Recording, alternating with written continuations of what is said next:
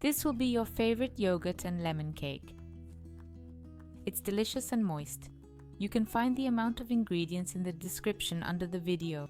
New viewers, of course, are welcome to subscribe to my channel. All the ingredients for this cake should be at room temperature. We need 3 whole eggs and half a cup of sugar and beat everything until it's white and fluffy for a good few minutes.